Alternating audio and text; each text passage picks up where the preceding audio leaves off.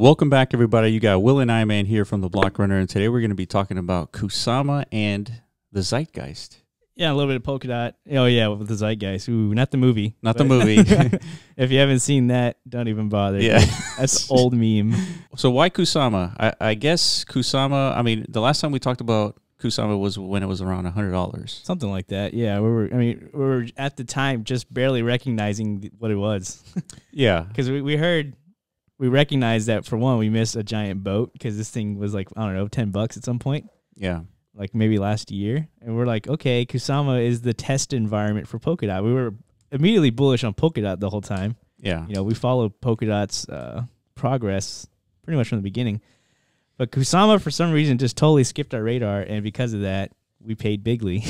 I guess. If you don't know what Kusama is, it's basically the test net for Polkadot. And it's like an unaudited like test network for all the projects that are trying to get onto Polkadot, so they can use Kusama as like a live test net. But calling it a test net is doing it an injustice, I think, because there is a test net called Rococo, but this is like it's a blockchain. It's a live blockchain. It's an independent chain with an independent like governance ecosystem, independent liquidity access. You know, but it's just a fork of Polkadot essentially. So yeah. Whatever is happening as far as like ecosystem growth on Kusama, it's a good indicator of what's going to happen on Polkadot because it's the same tech.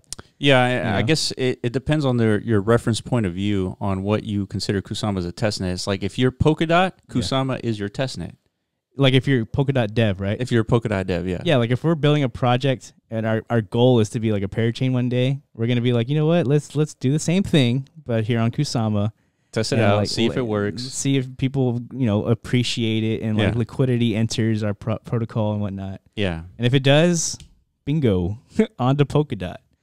But yeah, so there's a lot of value in that. And because of that, the market is really propelling Kusama forward, Yeah, and one of the main motivations for the video for today is really this tweet that that Kusama retweeted from Zeitgeist, right, at Zeitgeist PM. It says, Zeitgeist is coming out of stealth. We are here to create the network of prediction markets for Kusama Network. Read below about the vision and the team. So we went into what Zeitgeist is, and if you go to their website, Introduction to Zeitgeist, a prediction market parachain coming exclusively to Kusama. So they're excited to announce Zeitgeist is built on the Polkadot and Kusama ecosystem, and it's built on Substrate, Polkadot's framework. And one of the interesting things about, well, if you don't know what Zeitgeist means, it means it's German for spirit of the time. So it's a word that represents the sentiment of the collective. Of the collective. That's how I think of it. Yeah, like a global population. Yeah, you like to throw the word out there, like, I don't know, like the zeitgeist is shifting, meaning like, maybe like the cultural perception of like what is happening in our lives is shifting, which happens very frequently nowadays, Cultures change, especially now with like the internet and social media and stuff like that. Like ideas, they propagate fast, like viruses, like literally like viruses. So like cultural. That's what a meme is a virus. Really? Yeah. Okay. Yeah. So we're definitely a meme culture then, because like the cultural zeitgeist is constantly evolving and shifting. So because of that, we need a way to like keep a pulse on these cultural shifts, and like the best way to do it, according to like a team like this, and like I guess the people in the prediction space in general, they understand the value of prediction markets to kind of like, I guess, aggregate the data and the consensus of the sentiment into like an actual like verifiable place, right? So what these guys are proposing is like we're gonna platformatize this, allow people to build these applications on top of this platform we're building, to aggregate all of this, zeitgeist level thought, opinion, ideology, whatever you want to call it, right? Right. And because of that, we can apply it to certain things. So, yeah. So one of the things that they're applying is this governmental, I guess, a governing concept called futarchi. I feel like we're saying it wrong. I feel like the CH is silent. I think it's like futury. But maybe. Let us know in the comments if you know how to say this word right. But we're calling it futarchi. As ridiculous as that sounds, futarchi. I mean, come on. I mean, what? Oh, what about anarchy? Futarchy? Futarchy? Maybe. Okay. Yeah. Let us know in the comments, like how stupid we are. So, what is it? Yeah, what is it? So, it's one of the primary governance mechanisms of the base layer chain, and will be one of the examples to use the experimental government system in real economic environments. So that is the reason we're talking about this. So let's just jump into futurarchy. Yeah, because first let's preface this with saying, like, just today we kind of realized the potential impact of this, because like our whole lives, whenever prediction, at least for me, I'm speaking on my own behalf, whenever I heard prediction market, all I thought about was gambling, like maybe like sports betting, like, you know, like you got a couple of pals, like, oh man, I bet you the Patriots freaking lose this year. It's like, oh yeah, like I'll take that bet. So I literally never thought beyond that, like for a prediction market, or maybe like who's gonna win the president this year. Yeah, you know. So it's a governance system that makes policy decision according to the signals that are produced by the prediction market. So we have a governance system that has a pulse on the zeitgeist. As soon as the zeitgeist switches into maybe we should be protecting the environment instead of continuously destroying it, right? Maybe that's that switch of zeitgeist, right? The collective mind in a governance protocol could lead to something, you know, that you have a government that actually changes based on that zeitgeist. Yeah, you're gonna need that in like in a future form of governance, I guess, because we know how slow like decentralized governance makes things. There's just so much debate and like confusion, like trying to figure out what the actual like sentiment consensus is in a decentralized autonomous organization. Like that's one of the big barriers.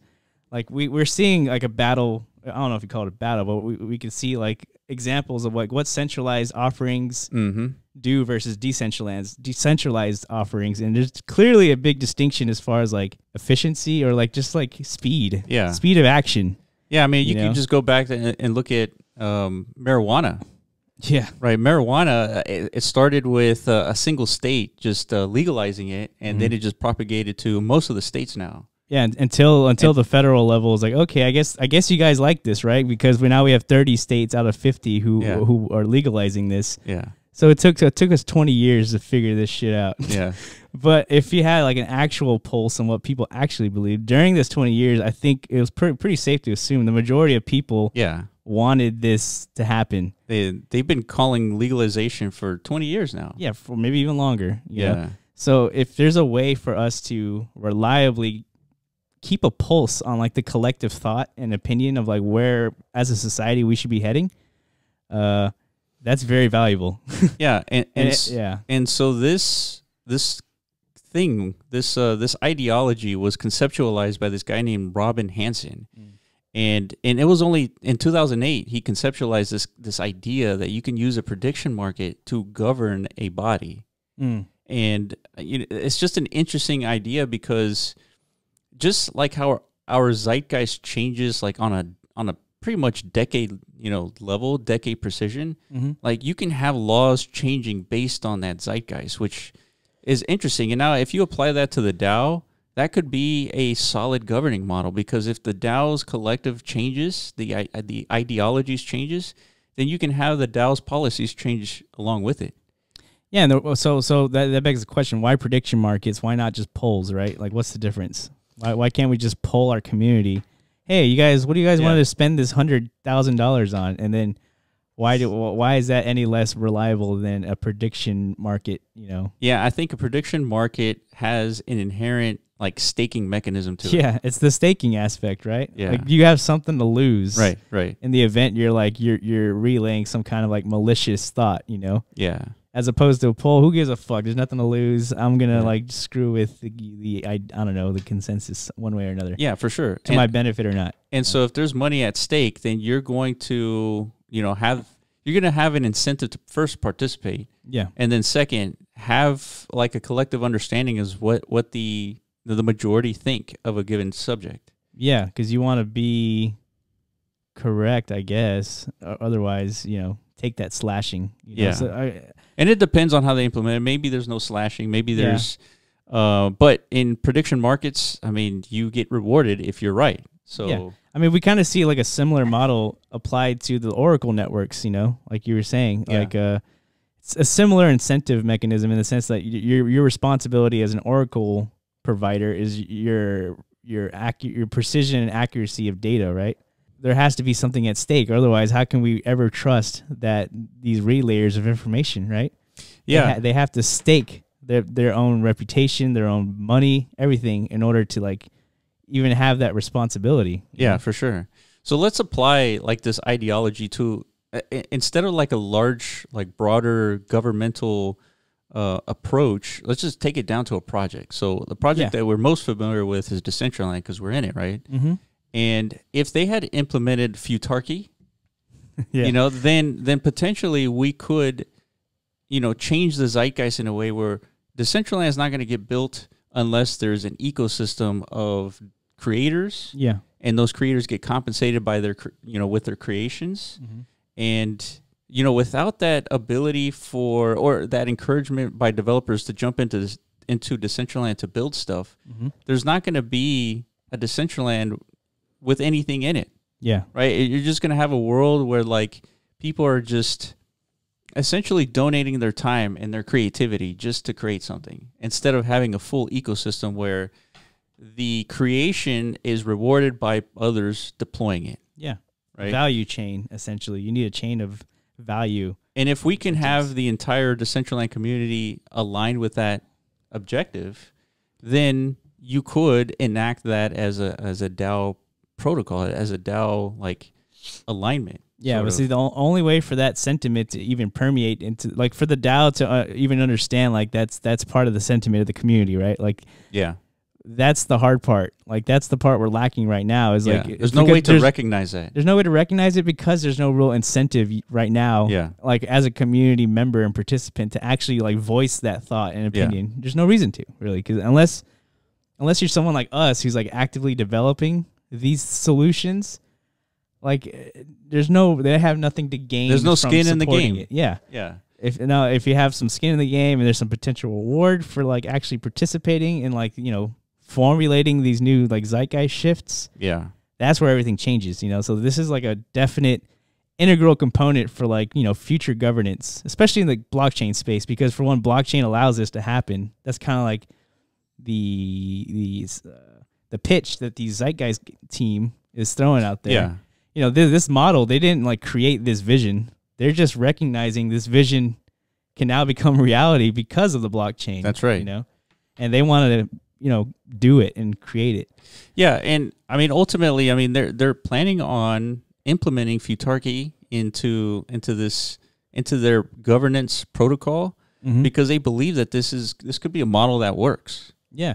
And right? Because there's deep rooted issues with DAOs, dude. Like it's Absolutely. just they don't work yet. I mean, the concept is as powerful as it is. It's just there's so many things missing. Like you know, in order for like an actual decentralized autonomous organization to exist. Like think of it like Amazon. Imagine Amazon as a DAO. Amazon has like hundreds of thousands of employees and shit like that. And imagine like there's nobody in charge. Yeah. If it's supposed to be like a decentralized Amazon. Like how do you how do you set rules and set like how do you do anything if there's no like one governing entity in charge, like, and the community is supposed to like as a collective figure out like what's the what's the future order of things. right like that's the hard part, you know, like that's the part we haven't figured out yet. And obviously, this is a new governance model that I haven't really thought about before. I mean, it's only like 10 years old. I mean, it was conceptualized in 2008. So I mean that's like at the bottom of the last crash. And I think the reason why there's not so much thought allocated to this problem is just because it's so unlikely to ever have any deep rooted impact on current government. You know? Absolutely. There's no way like current governments can be like, oh, you guys created this like nice little prediction model, so like we now we understand what you guys want. Yeah, let's implement it. Yeah, right, dude. That's never gonna happen. So, but you could start with in the blockchain space because we are spawning little societies here, everywhere. Yeah, you know. Yeah. So this is a useful tool. So from a speculative standpoint, you know, this project hasn't launched yet, I don't think. Yeah, there's no token, and they're planning on being a part of a Parachain offering on Kusama. Yeah, so, Kusama first, then inevitably Polkadot too, right? Inevitably Polkadot. So, yeah, that might be the earliest chance to get this token. But just to go over the team a little bit, there's 2 members of the team that have special insight of the Polkadot ecosystem by working in Web3 Foundation for 2 years. And one of the guys has spent 15 years in the prediction markets. So this guy knows his stuff. Yeah. So these guys, they definitely know their stuff. This is going to be a showcase of this governance model for a lot of DAOs. I wonder if they're going to build some sort of component that could be applied to other projects that are not on Polkadot, right? Oh, I'm sure. This could be like a governance model that DAOs like start to implement. Yeah, plug into. Yeah. You know? For sure. But I think what they're just laying the groundwork for other future developers to figure out what these plug-in tools are, you know? Yeah. So it's definitely early days for this. I mean, I don't know what they're gonna call this sector. This is just like the Taoism at its finest, you know? Like right now, DeFi and NFTs is what's in. Like this is like the beginnings of probably what's gonna be in 3-4 years from now. You know what I mean? Yeah. The next cycle. This is gonna be the next bullish catalyst. Like whenever we figure out how to actually govern ourselves, like that's a big fucking deal. Yeah. You know what I mean? So I wonder, I mean, it says here, Zeitgeist is not only building a platform, but also an ecosystem for prediction markets. We're creating a community where participants can have a voice in how a protocol changes over time. So I wonder if this is a tech that projects implement within their DAO, or this is just a showcase of a concept that they take and implement in DAOs all over the place, if it makes sense for them. You see what I'm saying? Like, are we going to see DAOs like integrate with the Zeitgeist? I don't think so. Okay. The Zeitgeist is going to onboard like kind of like Ethereum. Well, then I guess you're right in the sense like everybody wants to be plugged into Ethereum, right? Or plugged into Oracle. Chainlink. Yeah, something like that. But what I'm thinking is going to happen is the Zeitgeist blockchain infrastructure is going to spawn a bunch of different like of these DAO applications that these applications are the ones that have like cross-chain implications, I think, where they're going to like, you know, help these DAOs self-organize in the future potentially. Right. But not necessarily 100% sure on that. I think it might make sense that they're creating that ecosystem that other DAOs plug into. Yeah. And then they use the Zeitgeist protocol for their own community to self-govern. Yeah. Right, with prediction markets. Potentially. Yeah, that would just be one facet of it for sure. Yeah, I mean, that would make the most sense because, right, you have a component in the blockchain ecosystem that is doing a function like Chainlink. And people are plugging into Chainlink to get, you know, some of the off-chain data on chain. Yeah. And so now you're plugging into to the Zeitgeist to get the sentiment of the community on chain. Yeah. So, man, this is really cool. Hell yeah, it's cool. Yeah. Well, like I said, this is going to take a while to mature, though. Yeah. And for people to kind of like gravitate to it and understand it. But once like I said, the proper incentives are there, like once people understand the power of prediction markets, like I was saying, just today I figured this out, you know. I didn't know that prediction markets could be applied this way. Like I was wondering, like, why do we keep seeing new prediction markets emerge? Yeah. Like, is there really like such a big gambling like ecosystem to tap into? Like, is that what we're doing here? Like, is this what blockchain is for? Yeah. You know what I mean? If it just felt a little like off brand to me, at least. But yeah, now these Zeitgeist guys kind of like they painted the picture for me to understand like what the actual, you know, the vision of a prediction market is, you know? Yeah, absolutely. So kudos to them. Hopefully they succeed. We're definitely going to be following the Zeitgeist. Yeah, absolutely. Yeah. So yeah, I appreciate you guys watching. Hopefully you guys learned something new about Zeitgeist and the Kusama network. Make sure you follow us on Twitter at The Block Runner and also at MetaZone.io. We appreciate all the comments that we're getting on YouTube. We appreciate everything you guys are doing in terms of like helping the YouTube algorithm like push our content. So thank you guys, and we will catch you in the next video. All right, peace out.